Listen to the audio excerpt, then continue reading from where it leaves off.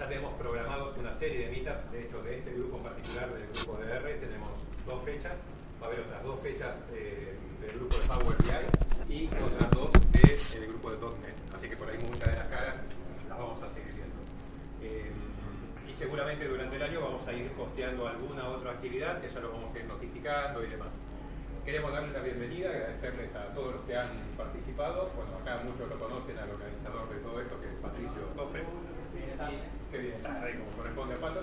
Y por otro lado, quiero presentarles a Antonio Turner, que es el gerente general de la compañía de Tanner. Somos una Tanner con Turner, dos cosas distintas, es Antonio Turner. Totalmente. Así que bueno, los dejo en manos de él y luego ya empieza a ver el tema. Cortito para darle la bienvenida, para que tomen este lugar como un lugar donde nos juntemos. Si necesitan hacer más de estos meetups con otros temas, encantados. La idea, por lo menos mía, de que participamos en las empresas, tenemos que ser parte de la sociedad y abrirla al público.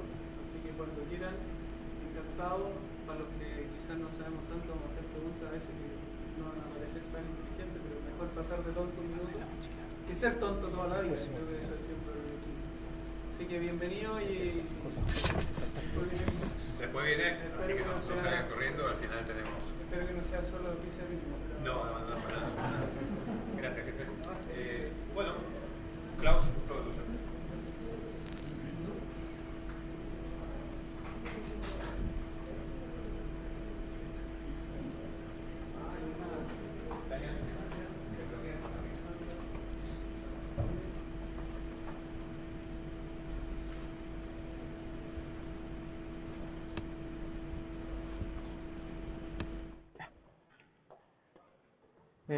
Hola a todos.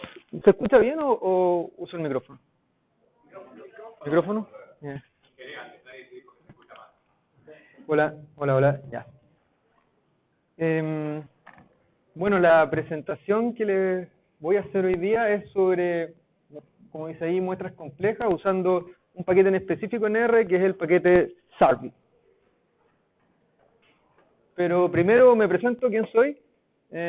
Mi nombre es Klaus Lehmann, tengo 29 años, trabajo hace un par de años en el INE como analista en el Departamento de Presupuestos Familiares.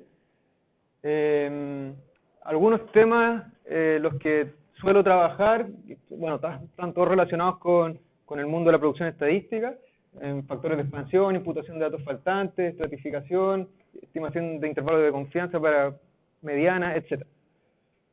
¿Y por qué digo esto? Porque mi aproximación a R es como desde este mundo, el mundo de las estadísticas oficiales y de las ciencias sociales. Yo soy sociólogo, después me empecé a dedicar más a estos temas, pero como que ese es mi interés y eso es lo que manejo más.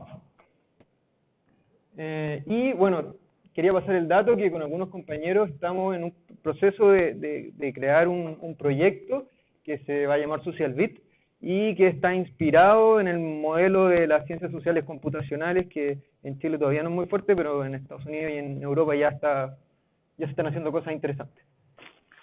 Entonces, si después quieren preguntarme sobre SocialBit, bienvenidas todas las consultas. Bueno, ya ahora entrando un poco más en la materia, R tiene varios paquetes para trabajar con muestras complejas. Lo que yo he podido investigar es que al menos hay 3. Está Sarvi, uno que se llama Question R, y esa palabra que no sé cómo se pronuncia, Survey, no sé, Sarvi. Pero en esta clase vamos a usar solamente el paquete Sarvi. Algunos, como un poco historia del paquete, lo creó un estadístico neozelandés que se llama Thomas Lamley. Él escribió un libro que también lo pueden visitar, está descargable en internet, es súper bueno porque además de dar teoría, hay ejemplos de cómo funciona el paquete, y además tiene una página que está ahí. Yo les voy a tratar de compartir la presentación, entonces pueden clicar ahí y ir a su página. Hay bastante documentación. Bueno, y él es el caballero Thomas Lamley. Ya, entonces, manos a la obra. En esta clase vamos a trabajar con la base de datos de la Kaizen. No sé si todos la conocen, pero la Kaizen es la encuesta, una encuesta súper importante porque en base a la Kaizen se construye los indicadores de pobreza, es una encuesta súper importante para la política pública. Respecto ya al diseño complejo, cuando uno se mete en esta encuesta, lo primero que hay que hacer es fijarse en tres variables. Hay que fijarse en una variable que es estratos de varianza, otra que es conglomerados de varianza, y en una tercera variable que es factor de expansión. Ya voy a explicar qué son todas estas cosas. Quiero decir de antemano sí que esto no es una clase de estadística, pero voy a tener que abordar algunos elementos, pero de manera bastante superficial, para que después podamos entender todos qué vamos a estar haciendo cuando estemos implementando el código. Bueno, entonces traducido a R, nosotros tendríamos algo como esto. Tenemos que, instalamos la librería y con la función byDesign nosotros podemos indicarle a R el diseño complejo que estamos usando. Pero ustedes se preguntarán qué son todas estas cosas, entonces vamos a tratar de aclararlas una a una. Bueno, Batman. Voy a hacer como una brevísima introducción sobre diseños complejos. En general, las encuestas de hogares no utilizan muestreo aleatorio simple, que es lo que uno está más acostumbrado. Generalmente se recurre a diseños complejos, pueden ser estratificados, bietápicos, sistemáticos, y todas estas cosas se pueden mezclar, y esto da origen a lo que nosotros conocemos como diseños complejos. ¿Y por qué usamos diseños complejos? Porque en general queremos disminuir costos, o sea, usar estos diseños nos permiten disminuir el tamaño muestral de manera importante, y además nos permiten asegurar representatividad de ciertas subpoblaciones que a nosotros nos interesan. Esto es muy importante porque además, cuando yo digo disminuir costos, no solo disminuir el tamaño muestral, sino que también facilitar los trabajos de campo, que las unidades seleccionadas no queden tan alejadas unas de otras, entonces esto es súper importante. Bueno, sigue el monito ahí preguntándose qué son todas estas cosas.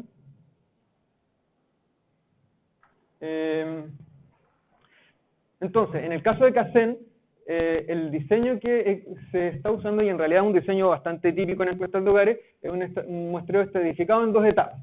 Entonces, ¿qué es lo que se hace? Primero generamos estratos, y dentro de los estratos seleccionamos conglomerados, que en el caso de la Kaizen son manzanas o secciones para las áreas rurales. Y dentro de los conglomerados seleccionamos viviendas. Y dentro de las viviendas nosotros encontramos lo que andamos buscando, que son hogares, que a las personas que queremos entrevistar. Y en la base de datos, como les decía en un inicio, hay variables que indican este diseño muestral, que son, ahí las vamos a ver. Entonces, para graficar un poco cuál es el diseño de la Kaizen, imaginemos que tenemos dos estratos, y dentro de los estratos nosotros vamos a seleccionar acá conglomerados que en el área urbana son manzanas, y esta selección se hace de manera aleatoria. En este caso vamos a seleccionar este y este, y dentro de cada uno de los conglomerados vamos a seleccionar viviendas, que son los cuadraditos que están en rojo. Pero ¿cómo definen los estratos, en primer lugar? Sí, buena pregunta. Los estratos es una combinación de tres variables. Se junta comuna, área, que puede ser urbano o rural, y hay una tercera variable que es se genera una variable que es el tamaño de las manzanas. Las manzanas se clasifican en tamaño según el número de viviendas que tengan. Entonces, hay 8 grupos de tamaño, si no me equivoco. Entonces, haciendo cruces entre esas tres variables, nosotros generamos estratos. Yo aquí puse solo 2 estratos, pero en realidad hay muchos más. No sé si... Okay, sí. Entonces, pensemos en este estrato que puede ser, no sé, la comuna de La Cisterna, que, es el área urbana, y es un tamaño de manzana 3. Y dentro de ese estrato nosotros vamos a seleccionar estas 3 manzanas, y dentro de las manzanas viviendas. Entonces, si se fijan, por eso es bietápico. Primero tenemos la selección de los conglomerados, que son las manzanas, y luego de las viviendas. Entonces, ahora que ya sabemos un poco más sobre diseños complejos, volvamos al código. Yo les decía que con la función byDesign nosotros podemos setear el diseño muestral. Entonces, primero tenemos un primer parámetro que es IDS, que lo que indica son los conglomerados de la unidad muestral, es decir, las manzanas y las secciones de las zonas rurales. Luego tenemos un parámetro que es strata, que son los estratos, que ya se los comenté recién, bueno, la base de datos que vamos a usar, y weights, que son los factores de expansión, que eso no lo he mencionado. Los factores de expansión son un instrumento que nos permite llevar el dato muestral a la población, es decir, el factor de expansión nos indica a cuántas unidades representa cada elemento de la muestra en la población. Entonces, en la CACEN el promedio del factor de expansión es más o menos 200, entonces eso quiere decir que en promedio una unidad muestral representa a 200 en la población. Entonces, una vez que nosotros hacemos esto, R ya sabe que vamos a estar trabajando con un diseño complejo. Y bueno, ustedes abajo ven esta opción, Options, que es Certainty, que es un caso particular que a veces hay conglomerados, o sea, que hay estratos que tienen un solo conglomerado. Entonces, como en esos casos no se puede calcular varianza, R toma una decisión, o sea, yo le digo que tome la decisión Certainty para que pueda hacer el cálculo. ¿Y cuál es la relevancia de trabajar con un diseño complejo? Esta pregunta es relevante porque si a nosotros solo nos interesa la estimación puntual, por ejemplo, un promedio, una mediana, cualquier percentil, lo que sea, nosotros podríamos simplemente trabajar con los factores de expansión y tendríamos una estimación puntual correcta. Entonces, ¿cómo se traduce esto en R? Nosotros podemos indicar aquí IDS1, que en el fondo le estamos diciendo que no hay unidades de segunda etapa, le decimos que strata es null, y solamente le vamos a dar el factor de expansión. Entonces, en este caso nosotros podemos obtener una estimación insesgada, pero ¿qué pasa con los intervalos de confianza? O sea, aquí viene la relevancia de los diseños complejos. Por favor, si es que algo no se entiende, pregúntenme, interrúmpanme todo lo que quieran. Entonces, si nosotros no declaramos el plan de muestreo, lo que va a hacer R, y en realidad Stata, si hay usuarios de Stata, o SAS, o Sudan, lo que sea, cualquier software estadístico, lo que asume es muestreo aleatorio simple. ¿Y qué implica esto? Que vamos a estar subestimando la varianza. ¿Por qué? Porque el diseño complejo tiene un montón de bondades que son las que ya les dije, nos permite ahorrar costos, facilita el trabajo de campo, pero tiene un costo en términos de varianza, es decir, usar un diseño complejo aumenta la varianza de nuestro estimador y por tanto amplía los intervalos de confianza. Entonces, si nosotros no consideramos el diseño complejo, vamos a estar haciendo una estimación incorrecta de la varianza.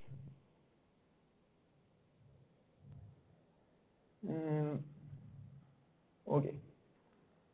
Y,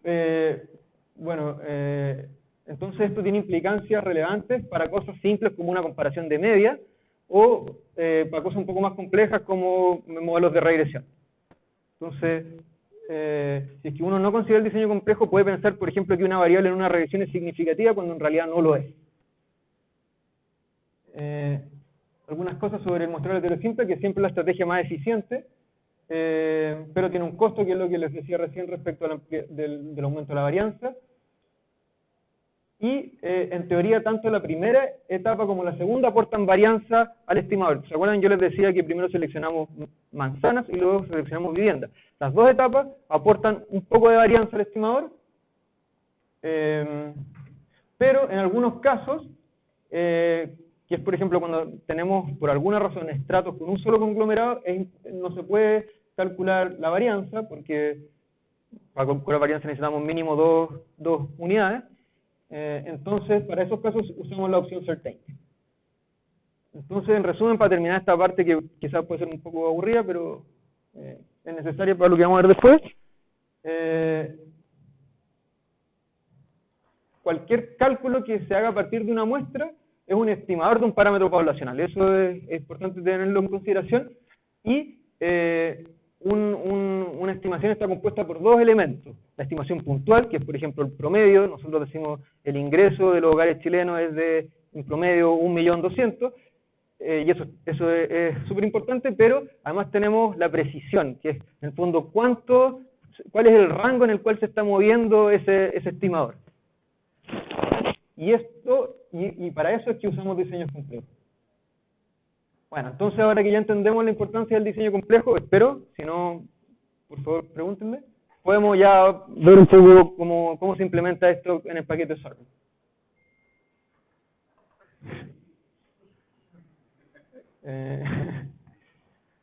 Ya, entonces imaginemos que queremos calcular una media. Recordemos, estamos en la base de la KCEN. Entonces, bueno, cargamos nuestras librerías, Servi, Tidyverse, cargamos la base de la KCEN, hacemos un filtro que en el fondo nos vamos a quedar con una observación por cada hogar, porque cada hogar tiene tiene varias personas, entonces queremos solamente una observación por hogar y quedarnos con el ingreso del hogar. Y seteamos nuestro diseño complejo, var unit, var strat, factor de expansión, le decimos la opción certainty, y luego con la función by_min nosotros podemos calcular la media considerando el diseño complejo que está acá. Entonces, bueno, tenemos una media 1.100.000 y tanto, y tenemos un error estándar de eso. Si es que nosotros no hubiéramos considerado el diseño complejo, este error estándar seguramente hubiese sido más pequeño.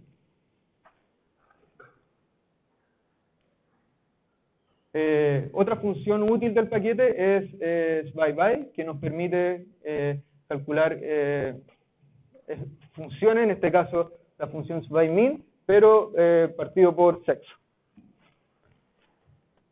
Algo relevante es que acá uno podría agregar una serie de variables y hacer las particiones que uno quisiera.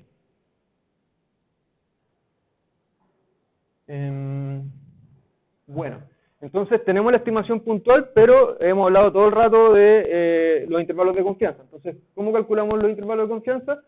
Vamos a crear nuestra media con la función SbyMin, y luego con la función config podemos calcular la media, o sea, calcular los intervalos de confianza. Y obtenemos eso que ustedes están viendo acá, pero uno tiene que hacerse una pregunta. ¿Está bien calculado el intervalo de confianza? Veamos. Calculemos, entre comillas, a mano el intervalo de confianza. Entonces, no sé si todos saben, pero el intervalo de confianza se calcula como el estimar puntual menos 1.96, que es el valor crítico que viene de una distribución T por el error estándar. Entonces, a la media le restamos y le sumamos eso y vamos a obtener un intervalo de confianza. Pero, ¿qué pasa? Que el resultado que estamos obteniendo acá es igual al que obtuvimos recién. O sea, esos valores que ven ustedes ahí abajo son iguales a los que tenemos ahí. Entonces, ¿qué pasa? Lo que pasó fue que los intervalos de confianza no se calcularon correctamente. ¿Por qué? Porque la función config no consideró la pérdida de los grados de libertad. Y esto es muy importante. Entonces voy a hacer un pequeño paréntesis sobre grados de libertad para que podamos entender de qué estamos hablando. Así como en términos muy, quizás, amplios, los grados de libertad son los valores de un conjunto de datos que tienen la posibilidad de variar después de haber impuesto alguna restricción sobre los mismos. Entonces, así como para entender de manera intuitiva qué son los grados de libertad, pensemos en esta expresión, x más y igual 4. Nosotros sabemos que hay infinitos valores que pueden resolver esta ecuación, pero si es que nosotros fijamos x, por ejemplo, decimos x igual 2, entonces y va a quedar fija. O sea, si x vale 2, y forzosamente va a tener que valer 2.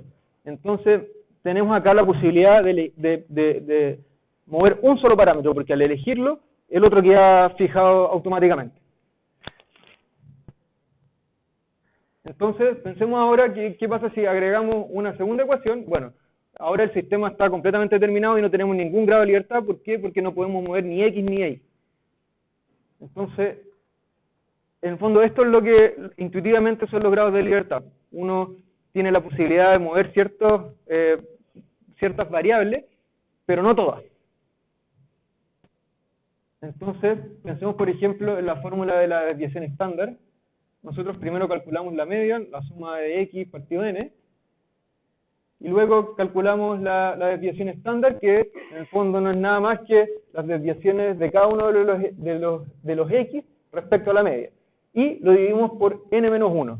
Y aquí está implícitamente la idea de los grados de libertad. ¿Por qué? menos 1. ¿Por qué no partimos esto por n simplemente? Porque lo que pasó fue que nosotros calculamos la media, perdimos un grado de libertad, entonces ahora tenemos n menos 1 grados de libertad. Y bueno, si n es muy grande, la pérdida de grados de libertad se torna totalmente irrelevante.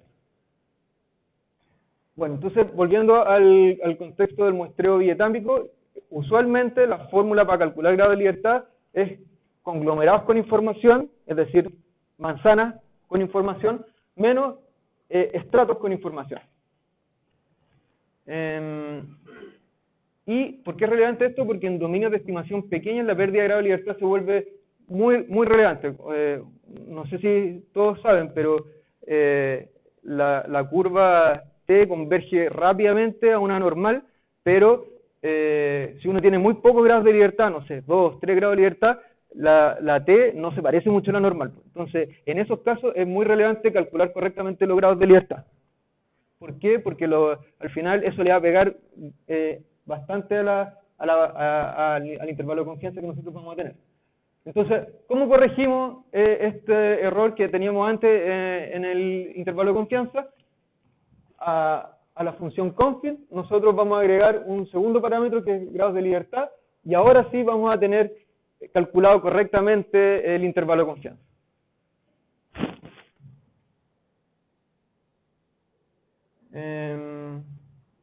No sé si hay dudas. ¿No? Bueno. ¿Sí?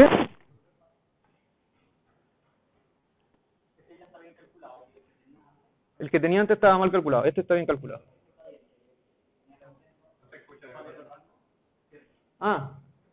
¿Podemos volver al otro? No sé si se acuerdan de los números.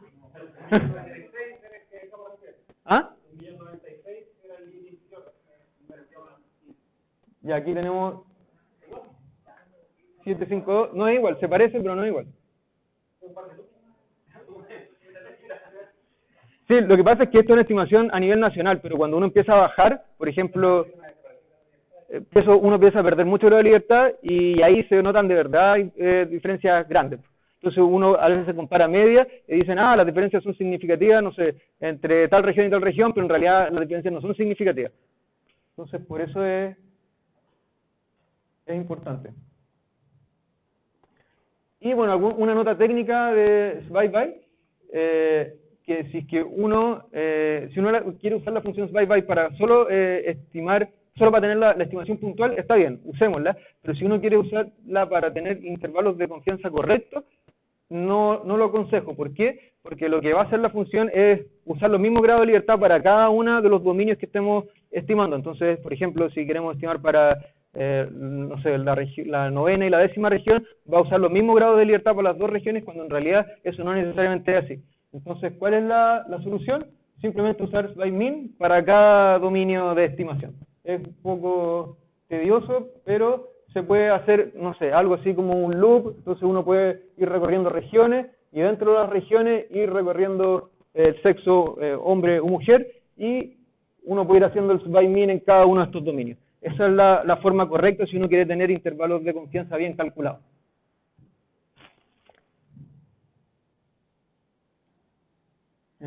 Bueno, las estimaciones. Algo sobre el cálculo de proporciones. No, esto me lo voy a saltar porque en realidad no es muy interesante. Esto sí un poco más interesante. Cálculo de percentiles. El paquete Survey tiene una función que se llama SbyQuantile, pero es un poco difícil de usar. Aparte, bueno, ahí les voy a decir, hay algunos bugs en el paquete. Entonces en mi experiencia, es más fácil usar la función base de R, que es quantile, pero hay que usarla como de una forma un poco tricky. Entonces, ¿qué es lo que uno puede hacer?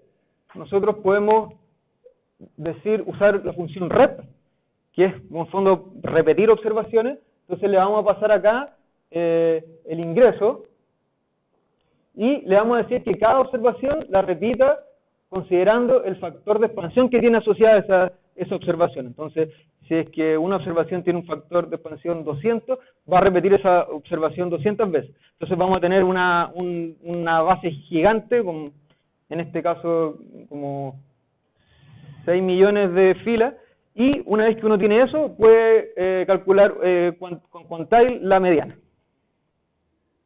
Y algo importante que hay que poner type 2.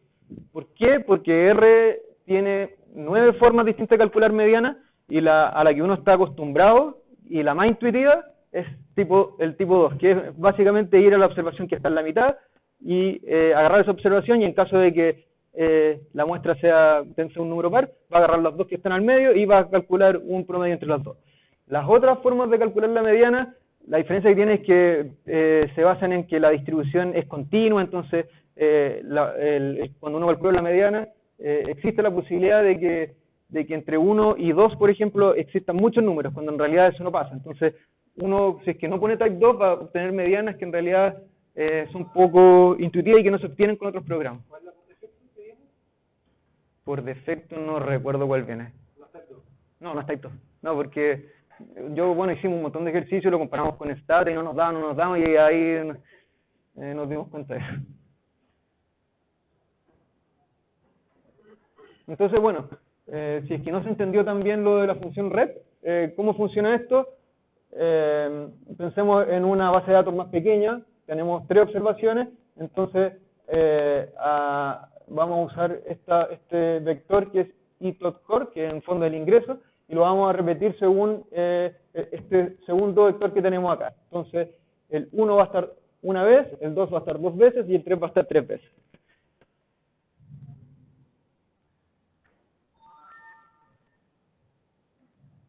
Bueno, eso es lo que les decía recién, que hay 9 maneras distintas de calcular la mediana. Por favor, usen type 2, o si no, si es que tienen algún compañero que use SAS, o use Stata, o Sudan, no van a poder coincidir. ¿Son diferencias grandes o son chicas? Son chicas, pero cuando uno se va a niveles de estimación más pequeños, pueden ser grandes. Entonces, yo vi en el ingreso como diferencia de 50 lucas, entonces es harta diferencia. Y bueno, uno también podría querer calcular un modelo de regresión, considerando el diseño complejo, y eso lo hacemos con la función SVI-GLM.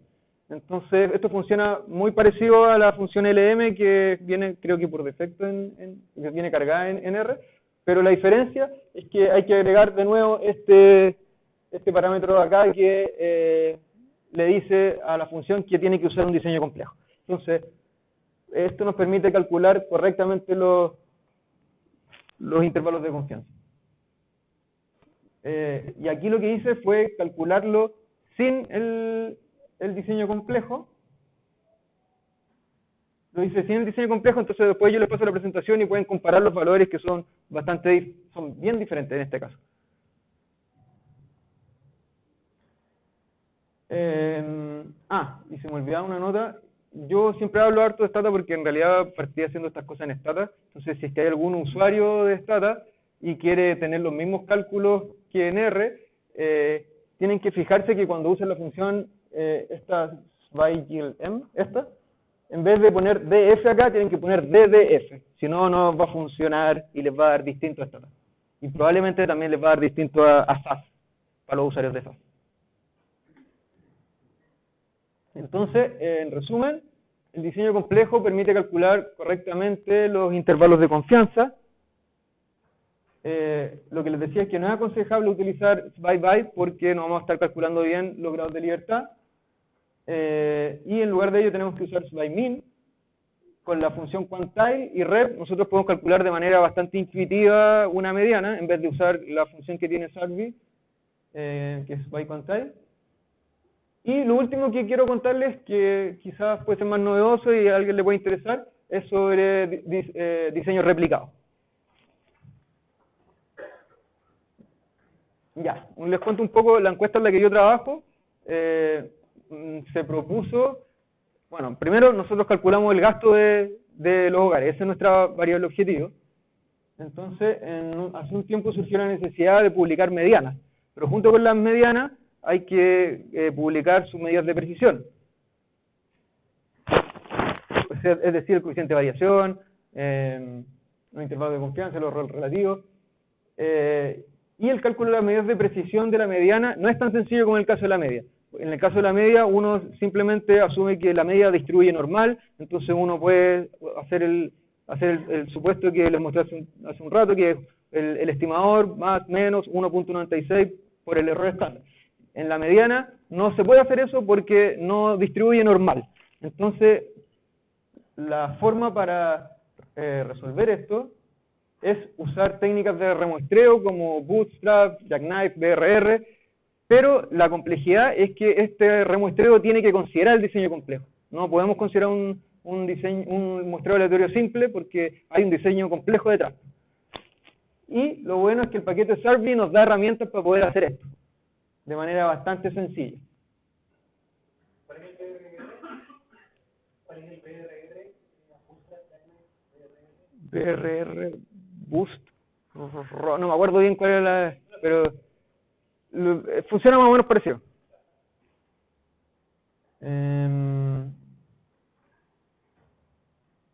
Bueno, sí, por si a alguien le interesa, yo conozco más Bootstrap y Jackknife. Bootstrap lo que hace es calcular una muestra de tamaño n, que va a ser igual al tamaño de la muestra inicial, y Jackknife lo que hace va siempre sacando un elemento, entonces el último elemento lo saca, después se salta y elige al otro, y así siempre va calculando muestras distintas, pero corriendo cada vez el índice de un elemento.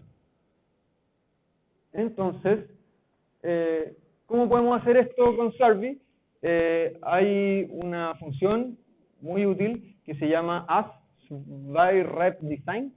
Entonces, uno lo que hace es decirle a esta función, le pasamos un diseño complejo que ya lo tenemos que tener seteado, que es lo que vimos al inicio. Entonces, después le decimos el método de remuestreo. En este caso, vamos a usar Bootstrap, pero como les decía, está Jackknife, BRR, hay otro que se llama SubBootstrap.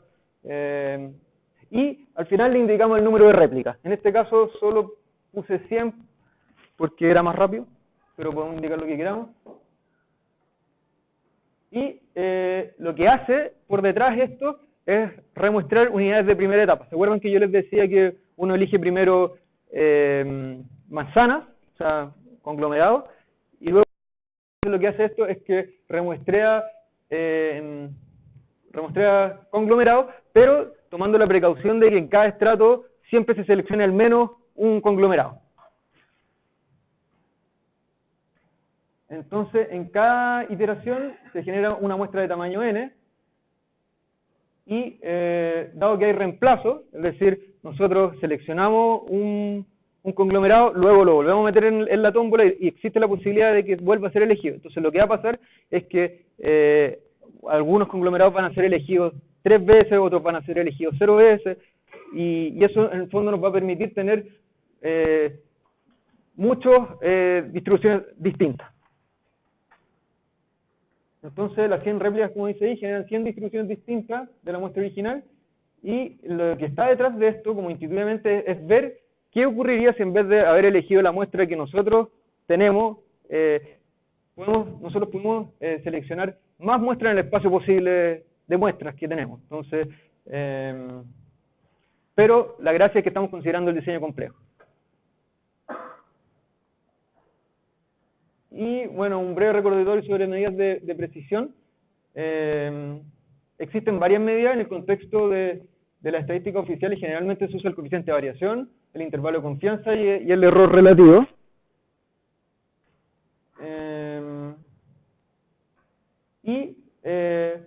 Nosotros, una vez que ya tenemos nuestro diseño replicado, lo que podemos hacer es usar SurveyQuantile.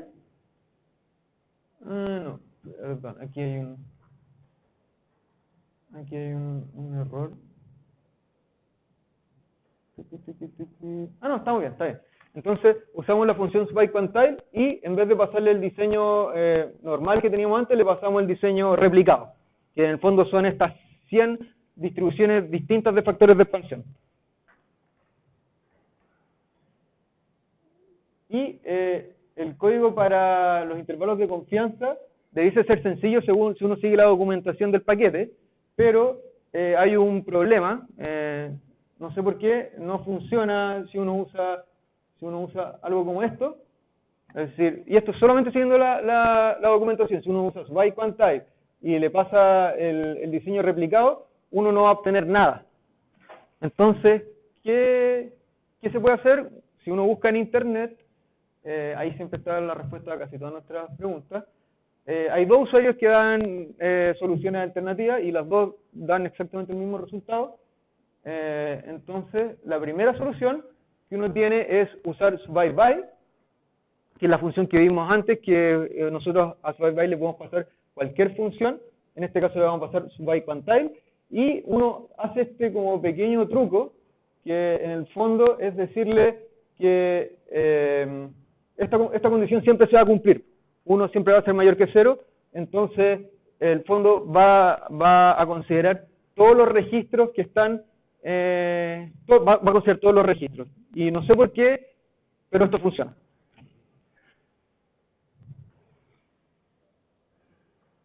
Y la segunda solución, que la pongo acá para que me crean, porque ya más esto sirve para saber qué está haciendo la función por detrás, lo que uno puede hacer es calcular, uno puede calcular SwipeQuantType, después nosotros podemos calcular el error estándar de esta cosa que calculamos antes, y vamos a simplemente sumar, restar, vamos a sumar y restar la desviación estándar. Entonces, finalmente lo que está haciendo por detrás esta función de acá es que calcula la varianza, o sea, lo que va a hacer, si tenemos 100 muestras distintas, va a calcular una mediana para cada una de esas muestras, y luego va a calcular la varianza, la desviación estándar de esas 100 muestras, y en base a eso va a construir el intervalo de confianza. Y los dos resultados dan lo mismo. Ahí está. Bueno, y un poco para cerrar. Trabajar con el diseño complejo permite obtener una mejor aproximación de la precisión de los estimadores. Bueno, todo esto hay que saber que en realidad estos son solo aproximaciones, porque en realidad si uno se mete a internet hay papers que dicen que la varianza hay que calcularla así, otros que hay que calcularla así, hay gente que dice que hay que usar Bootstrap, otros que dicen que hay que usar una serie Taylor, pero hay bastante acuerdo en que es importante considerar el diseño complejo. El paquete Survey provee herramientas para tratar con prácticamente todas las tareas relacionadas con la estimación de muestras complejas. Yo no he visto algo que no pueda hacer hasta el momento con Survey. Y, bueno, si es que alguien tiene alguna duda, por favor no duden en escribirme, está mi mail, mi LinkedIn. Y quiero pasar un dato que con algunos compañeros acá estamos pensando en hacer un meetup en el futuro mediano, que trate sobre ciencia de datos para el sector público. Nosotros todos trabajamos en el INE y creemos que hay un potencial grande en nuestra institución para implementar herramientas de la ciencia de datos, y estamos tratando de pensar en eso, y quizá hay más gente que también está pensando. Entonces si es que hay interesados, por favor escríbenme y lo conversamos y organizamos algo. Eso, no sé si tienen dudas, comentarios.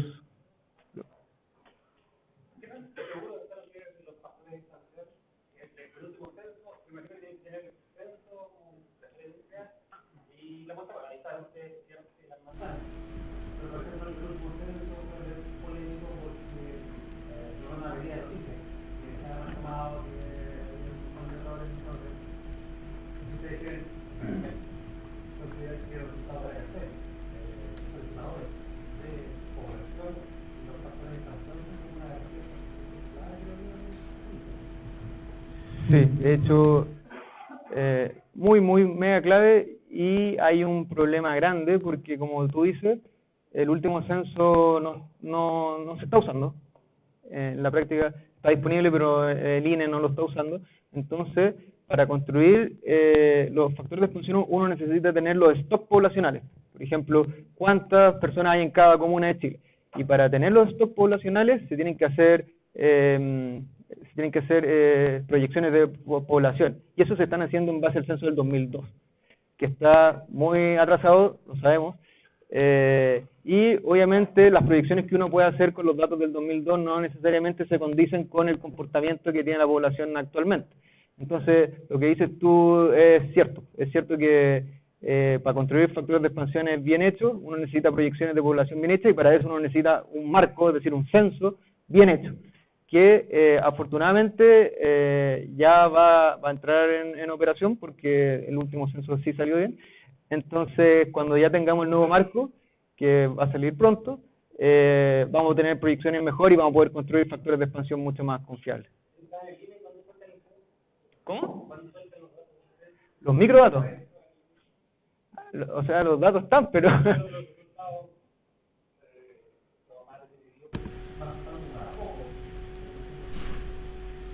Sí, o sea, ahora está disponible la información a nivel de manzana. Y está descargable en la página del INE, todo el mundo puede acceder. Los microdatos, yo creo que difícilmente los van a entregar por un tema de resguardar el anonimato de las personas. Yo creo que veo difícil que lo entreguen, a menos que alguien tenga una razón muy poderosa y sea posible anonimizar los datos, pero así como no se van a publicar por defecto, veo eso. Y el marco sí va a estar operativamente, va a estar luego, porque yo trabajo en eso, entonces sé que le falta poco. ¿Sí? ¿Cómo hay que hacerlo, por ejemplo, ahora cuando estábamos hablando de la regla, si tú quisieras como tener una serie, una estimación usando la versión R, había una pequeña cosa que Acá, eso, ¿no? si podría explicar algo, aunque estaría buscando para allá, pero que está bien. Ah, sí. Ya. Lo que pasa es que yo les decía antes que si es que uno quiere calcular correctamente los grados de libertad, uno tiene que agregar un parámetro df. Pero en este caso no es df, sino que es ddf. Si uno quiere obtener el mismo resultado que Stata, tiene que poner ddf, si no, uno no puede cuadrar. Y fue un dolor de cabeza bastante largo, pero lo descubrimos. De repente uno trabaja con más software a la vez y de repente hace el mismo análisis en un software y en el otro no le da lo mismo y se da lo mismo. De repente no había encontrado como... Sí, pues de hecho uno a veces tiene colegas que trabajan en otro software y estamos llegando a resultados diferentes, pero casi siempre hay una forma, lo mismo que con la mediana, pues si es que uno no usa Type 2 nunca va a llegar al mismo resultado que en Stata o que en SAS. No sé si quedó claro. ¿Sí? ¿Algún otro comentario, duda? No. Bueno, eso, entonces muchas gracias.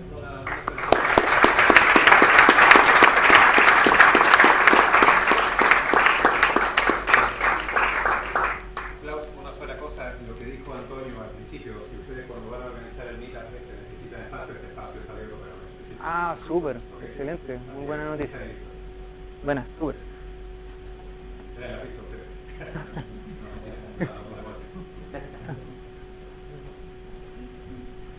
Tengo una duda. Pato, sí, para compartir la presentación. ¿Cómo podemos subir archivos y comentarios al mismo evento Meetup? El sitio es bastante bueno para gestionar archivos, es una posibilidad. Y si no, Daniel gestiona el sitio User Chile, donde también la idea es hacerlo todo, tenemos videos, así que también queremos ir a hacer un buen repositorio de datos de todo lo que se genere acá. Genial. Iba a comentarle cuestión doméstica simplemente, mientras intercambiamos speakers y demás, quienes necesiten usar el baile está saliendo, son las puertas que están en el fondo. ¿Sí? No sé qué ir ahora o cosas por el estilo. Eso, oye, bueno, y Klaus, bueno, muchas gracias por, gracias. por la presentación, de verdad se nota súper bien preparada, Gracias. se luciste.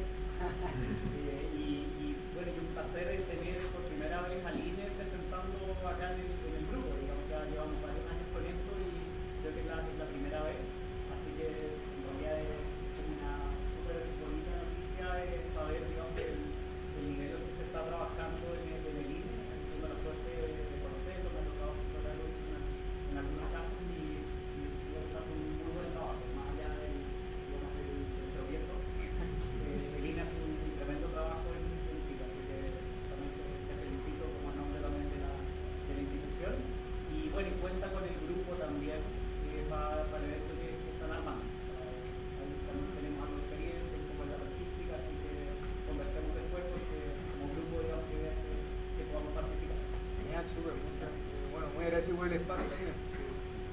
le gusta presentar las cosas que hace, así que muy agradecido.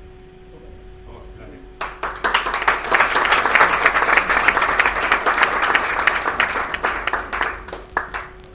Ahí en el intercambio también quiero pasar la palabra a Riva, que bueno, Riva es la líder de R-Labels en Chile. Vienen haciendo muchísimos temas y eventos. En diciembre nos tocó hacer el primer evento conjunto, ya que fue el SAP Art Day, que este año lo vamos a repetir, por ahí quizás tipo noviembre vamos a estar haciéndolo. Y bueno, y Riva además de ese liderazgo también ha tomado un liderazgo latinoamericano, se ha contactado con estos mismos grupos en Argentina, Perú, Uruguay, no sé dime cuáles me faltan, y se está trayendo un super evento a nivel latinoamericano a Chile, así que bueno, en realidad yo creo que es algo sin precedentes. No me quiero adelantar, dilo tú mismo. Hola, no. Ya, igual voy a hablar con mi voz fuerte del café de bueno, les vengo a hablar de Latin R, no sé si todos han escuchado hablar de Latin R, es una conferencia que se inició el año pasado, lo hicimos por primera vez en Buenos Aires en septiembre y este año va a ser en Santiago entre el 25 y el 27 de septiembre en el Centro de Extensión de la Universidad Católica. Y bueno, novedades, el miércoles 25 va a ser el día de talleres, vamos a tener talleres que también van a estar a cargo de los keynote speakers, ahí les voy a contar quiénes son. Y el jueves 26 y viernes 27 va a ser la conferencia propiamente tal.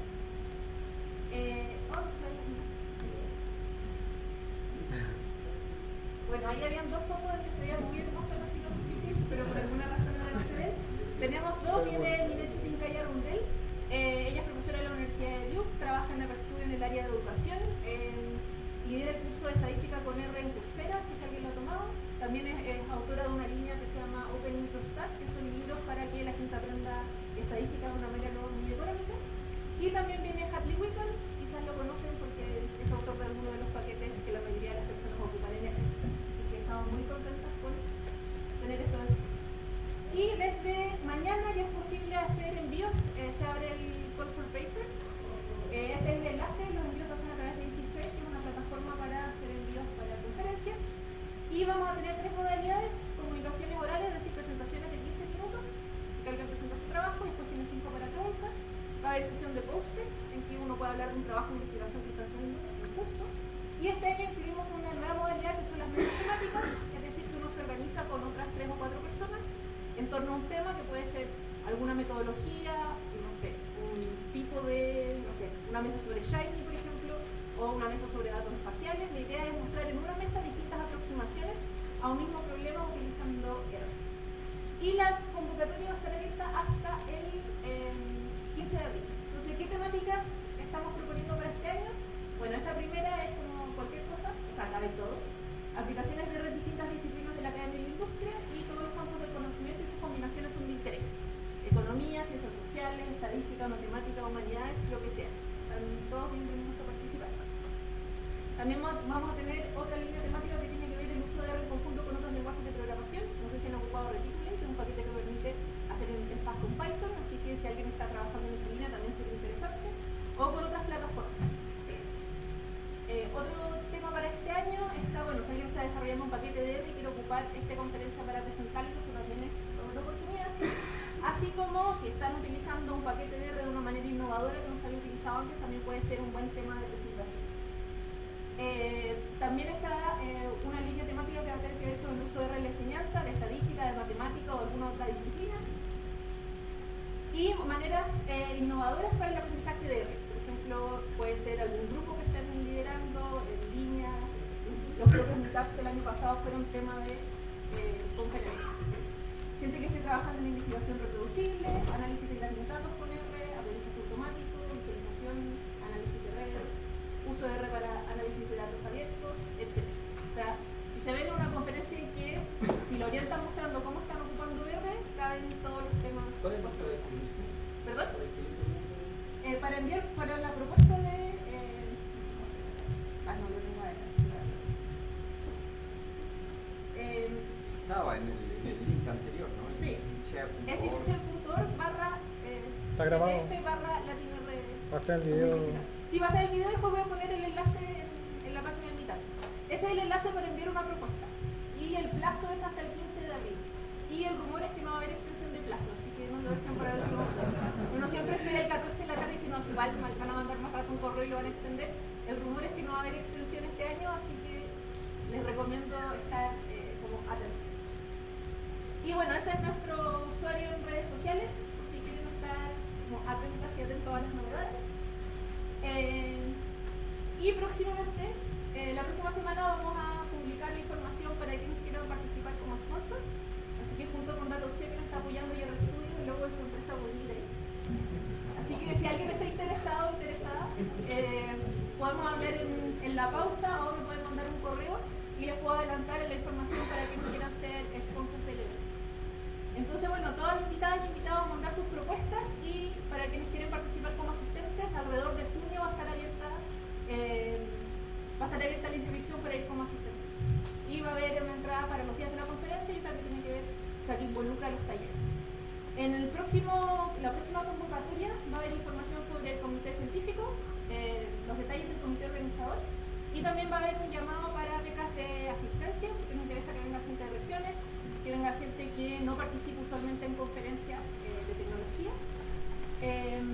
Y bueno, y la información sobre los